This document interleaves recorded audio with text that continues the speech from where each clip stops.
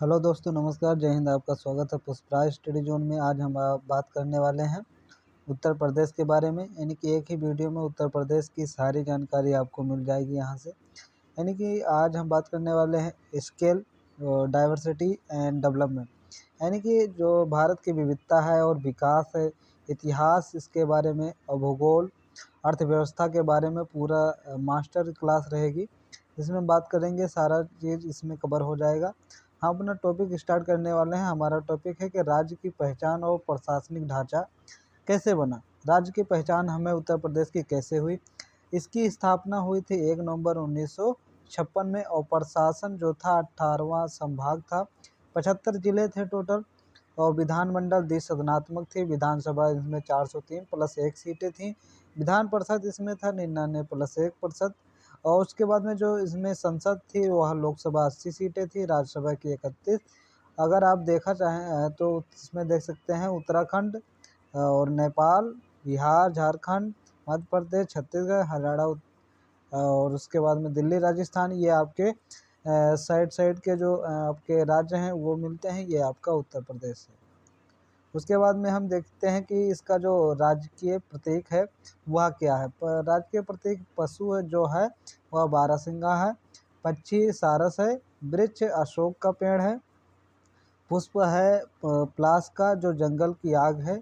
उसके बाद में चिन्ह जो है 2 मछली, तीर धनुष और गंगा यमुना की लहरें। ये हमारी जो क्या है, पहचान है, चिन्ह। अगला पॉइंट हम देखने वाले हैं कि हमें क्या मिलता है। जनसांख्यिकी 2011 के एक महाद्वीपीय के आकार का राज्य है, जो कि 20 करोड़ थी। कुल आबादी विश्व का 5वां सबसे बड़ा देश माना जाता है। और 829 में जनघनत्व जो व्यक्ति का वर्ग किलोमीटर है। उसके बाद में शहरी, इसमें जो रहने वाली स्थायी हैं वह शहरी है 22.3%, और इसमें ग्रामीण आबादी 78% पाई जाती है। गाजियाबाद वीएस ललितपुर, यानी कि गाजियाबाद 4000 वर्ग किलोमीटर है, और मात्र 242 वर्ग किलोमीटर पर ललितपुर पड़ जाता है। गौतम बुद्ध नगर आपका सर्वाधिक साक्षरता है 80% से न्यूनतम लिंगानुपात 851 मिलता है। लेकिन वहाँ पर जो अगर जौनपुर देखा जाए तो सर्वाधिक लिंगानुपात 1024 मिलती है। उसके बाद में जो पुरुष का 77.28% मिलता है। 20% का भारी अंतर मिलता है। यहाँ पर 57% मिलता है महिलाओं में। 57.18%, यानी 20% का भारी अंतर मिलता है पुरुष और महिलाओं में निरंतर। अगला हम पॉइंट देखने वाले हैं कि हमारा पॉइंट क्या रहने वाला है ब्रह्म ऋषि देश से उत्तर प्रदेश, यानी ब्रह्म ऋषि का एक देश जो है उत्तर प्रदेश तक सत्ता और क्रांति का केंद्र कैसे बना। पहला था जो हमारा यह प्राचीन काल 16 में से 8 महाजनपद थे। सारनाथ है, इसमें भगवान बुद्ध का पहला उपदेश, धर्मचक्र प्रवर्तन। यानी कि ब्रह्म ऋषि देश से चलने के बाद उत्तर प्रदेश क्रांति का केंद्र कैसे बना। अगला पॉइंट हम देखने वाले हैं कि वह मध्यकाल गुप्त है। जो मध्यकाल कैसा हुआ। साम्राज्य का केंद्र हर्षवर्धन, राजधानी कन्नौज, मुगलों का दिल आगरा। यहाँ पर मुगलों का दिल क्या था, आगरा, यानी आगरा में बसना चाहते थे सारे मुगल। उसके बाद में अगर देखेंगे तो 1857 की जो क्रांति हुई वह ग्राउंड जीरो थी। 10 मई को मेरठ से शुरुआत हुई। लखनऊ, कानपुर, झांसी और प्रमुख केंद्र माने जाते हैं। उसके बाद में आपको स्वतंत्रता संग्राम 1925 का, काकोरी ट्रेन एक्शन 1942 में, बलिया में समांतर सरकार मिली हुई है। अगला फिर हम देखने वाले हैं कि 12 जनवरी 1950 में संयुक्त प्रांत का नाम बदलकर उत्तर प्रदेश हुआ। यानी कि पहले इसका उत्तर प्रदेश का नाम क्या था, वह संयुक्त प्रांत का नाम था, उसको क्या बदलकर उत्तर प्रदेश किया गया। यानी कि एक पॉइंट आपका कॉम्पिटिटिव एग्जाम के लिए बेनिफिट हो सकता है, यहाँ से आप पा सकते हैं। अगला पॉइंट है कि भौतिक संरचना, दलदल मैदान और प्राचीन पठार कैसे हैं। यहाँ पर जो आपको ऊंची दिख रही है, यहाँ पर आपको मिलेगा कौन सा, भावर एवं तराई, जैसलमेर और दलदली पट्टी नदियाँ इसमें मिल सकती हैं।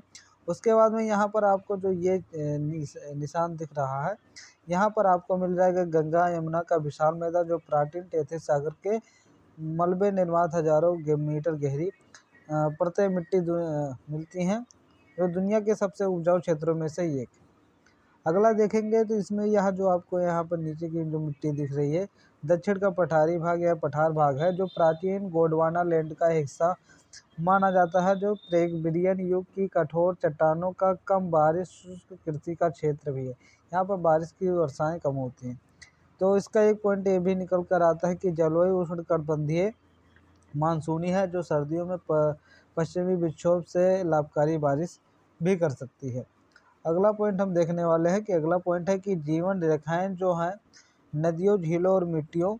नदियों का जो उद्गम रहने वाला है कि हिमालय नदी, सदाबहार गंगा 2655 किलोमीटर, यमुना, रामगंगा, घाघरा, शारदा मिलती है। उसके बाद में मैदानी क्षेत्र जो कि नदियां हैं वह घूमती है। उसके बाद में पठारी जो नदियां है, हिमालयी नदियाँ, मैदानी नदियाँ, फिर पठारी नदियाँ। वह मौसमी है, जो कि चंबल, बेतवान, केन, सोन सीधे गंगा में मिलती है। उसके जो मैदानी क्षेत्र की मिट्टी है वह खादर है, नूतन जलोढ़ बाढ़ द्वारा लाई गई उपजाऊ मिट्टी है।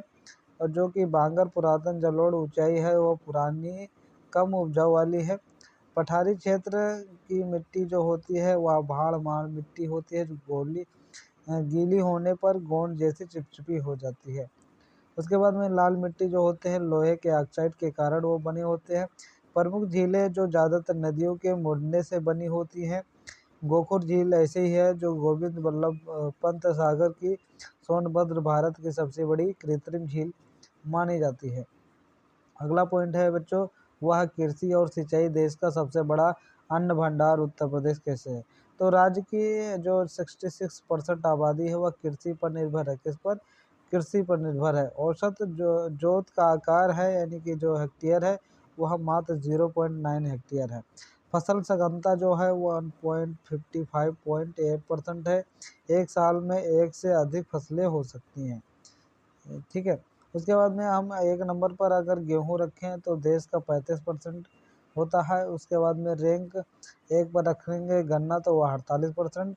एक नंबर पर अगर रैंक रखेंगे तो आलू, आम और आंवला प्रतापगढ़ का, ठीक है, होता है। तो सिंचाई का जो साधन है वह शेष कुएं और तालाब से होते हैं। उसके बाद में 78% नलकूप से होता है। उसके बाद में 20.9%, 21% यानी वह आपका शारदा नहर से बनी होती है। चेतावनी है कि भूजल का अत्यधिक दोहन होता है। अगला पॉइंट आपका रहने वाला है कि वन संपदा और पर्यावरण चुनौतियां और संरक्षण क्या क्या हो सकते हैं। अगर वन संपदा है तो वह लक्ष्य भी 33.3% है, जो कि अगर हम देखना चाहेंगे तो इसको देखेंगे कि 5.95%, यानी वन क्षेत्र का भारी संकट है जो जीव संरक्षण होना चाहिए, क्योंकि हम वन को और जीव को हम क्या करें, बचा के रखें। तो एक राष्ट्रीय उद्यान दुधवा 24 वन्य जीव विहार हस्तिनपुर सबसे बड़ा 13 पक्षी विहार माना जाता है। नदी सफाई और पर्यावरण कैसे कर सकते हैं? गंगा एक्शन प्लान 1985 में नदियों को प्रदूषण मुक्त करने की पहली बड़ी पहल थी। उसके बाद में सीवेज ट्रीटमेंट यानी एसटीपी, लखनऊ का भरवार एसटीपी 345 MLDA क्षमता पर इसका सबसे बड़ा प्लांट है। उसके बाद में प्रमुख योजनाएं जो आप है ऑपरेशन ग्रीन 2001 और शहरी वन योजना भी है। अगला पॉइंट है बच्चों, वह है कि छिपा हुआ खजाना कहाँ मिलता था? यानी कि दक्षिण पठार के खनिज में मिलता था। यानी कि यहाँ पर कोयला की मात्राएं बहुत अधिक मिलती है और देश के प्रथम रैंक 1 पर भी है। औद्योगिक कच्चा माल भी यहाँ पर्याप्त मात्रा में मिलता है। सिलिकॉन, सेंट, कांच और बालू भी प्रयागराज शंकरागढ़ कांच उद्योग में देश की द्वितीय नंबर पर है। क्या आप जानते हैं कि ललितपुर में यूरेनियम के सीमित भंडार और राम गंगा शारदा नदियों में रेत के सोने कण पाए जाते हैं? इसके सोने के कण पाए जाते हैं ललितपुर और रामगंगा शारदा नदियों में किसके रेत में सोने के कण भी मिलते हैं। तो यहाँ पर एक पॉइंट भी यह बन सकता है कि सोने के कण कहाँ पाए जाते हैं। उसके बाद में इंफ्रास्ट्रक्चर परिवहन, संचार और ऊर्जा कैसे, उसके बारे में बात करेंगे। परिवहन अगर है तो एक्सप्रेस वे का जाल है, यमुना, आगरा, लखनऊ। पूर्वांचल प्रस्तुत गंगा एक्सप्रेस 1047 किलोमीटर सबसे बड़ी प्रोजेक्ट लाइन बनी है। उसके बाद में रेलवे अगर देखा जाए तो वह देश का सबसे बड़ा रेल नेटवर्क, सबसे लंबा रेलवे यार्ड है जो मुगल सराय में है। जलमार्ग है जो राष्ट्रीय जलमार्ग प्रयागराज से हल्दिया तक। उसके बाद में अगर हम ऊर्जा की क्षेत्र पर देखें तो संरचनात्मक सुधार है। वर्ष 2000 में उत्पादन और पोषण और वितरण को अलग किया गया है। विद्युत केंद्र के जो ताप विद्युत ओबरा, अनपुरा जल विद्युत, रिहंद माता टीला माना जाता है। परमाणु ऊर्जा यानी कि न्यूक्लियर, प्रदेश का एकमात्र परमाणु ऊर्जा संयंत्र योजना नरोरा है जो बुलंदशहर में स्थित है। अगला पॉइंट हम बात करेंगे वह है कि प्रसिद्ध नगर और पर्यटन उपनाम से पहचान बन गए हैं। प्रसिद्ध नगर कैसे थे जो पर्यटन के उपनाम बन गए हैं? आगरा क्या था? ताज नगरी थी।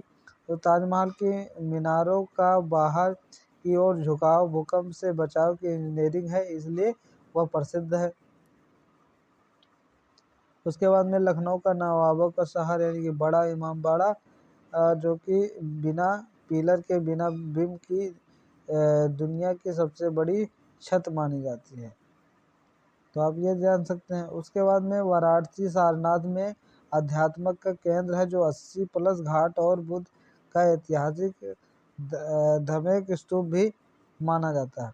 उसके बाद में प्रयागराज का संगम नगरी है जो कि तीर्थराज माना जाता है और दुनिया का सबसे बड़े कुंभ मेले का आयोजन भी माना जाता है। कानपुर में चर्म नगर का भी एक उपदेश है जो उत्तर भारत का मैनचेस्टर है और प्रमुख औद्योगिक हब है।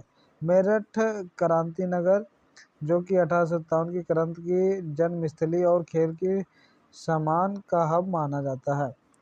अगला पॉइंट है जो आपका कि कला संस्कृति और जनजातियाँ कैसे? जनजातियाँ यानी कुल आबादी का 0.5%। थारू, बुक्सा, खरावार, माहीगिरी यह सब क्या है?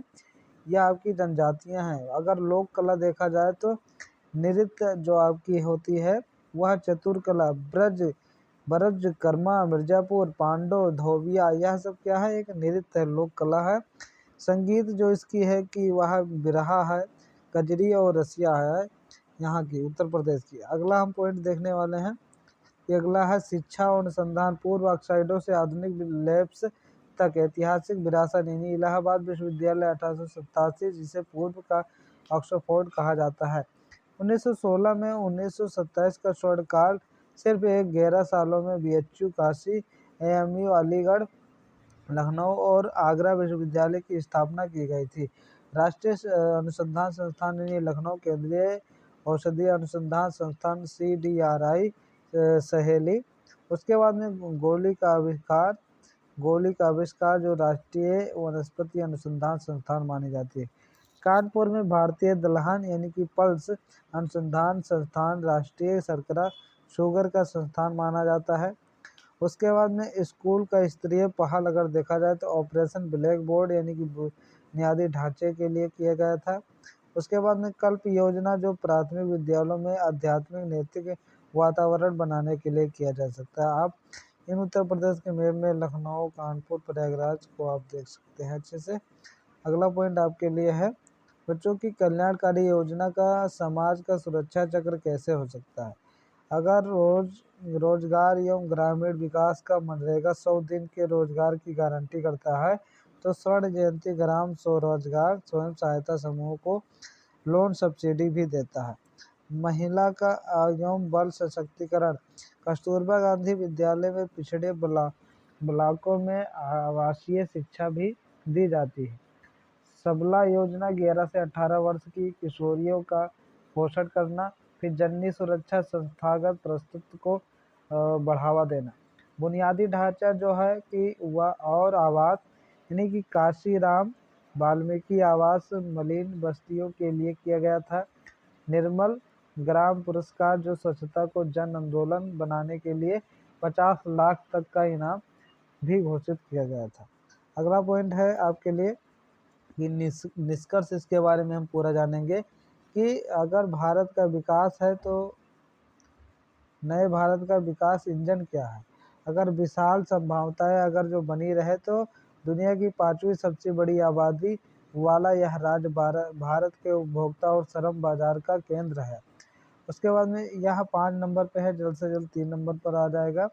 तो संसाधनों का अगर संतुलन देखें तो गंगा का उपजाऊ मैदानों से लेकर विंध्य के खनिज भंडार तक राज्य भौगोलिक रूप से संपन्न है। भविष्य की चुनौतियां हो सकती हैं कि भूजल का अत्यधिक दोहन करने पर 70% निर्भरता और क्षेत्रीय अक्षमता को पाटना सबसे बड़ी प्राथमिकता होगी। उसके बाद में आगे का रास्ता जो है कि एक्सप्रेस वे का जाल, ऊर्जा सुधार और आधुनिक कृषि नीतियों के बल पर उत्तर प्रदेश $1 ट्रिलियन अर्थव्यवस्था बनने की ओर अग्रसर है। ऐसे ही अगर आप वीडियो देखना चाहते हैं तो आप मेरे चैनल को सब्सक्राइब ज़रूर कर दें, क्योंकि आप अगर हमारे चैनल को सब्सक्राइब ज़रूर करते हैं तो हमें एक मोटिवेशन मिलती है और आपके लिए हम वीडियो अच्छे से बना सकते हैं। जब आप अपने दोस्त को भेजते हैं, एक लाइक कर देते हैं, तो उससे मैं मोटिवेट होता हूँ, मुझे पता चलता है कि हमारे जो व्यूअर्स हैं वह हमारे वीडियो को पसंद कर रहे हैं। तो उसके तहत मैं अपने तहे दिल से उस बच्चे को नमन करता हूँ, प्लस उसके साथ मैं वीडियो बनाने के लिए उत्साहित भी होता हूँ। तो चलिए मिलते हैं ऐसे ही अगले वीडियो में। धन्यवाद, जय हिंद।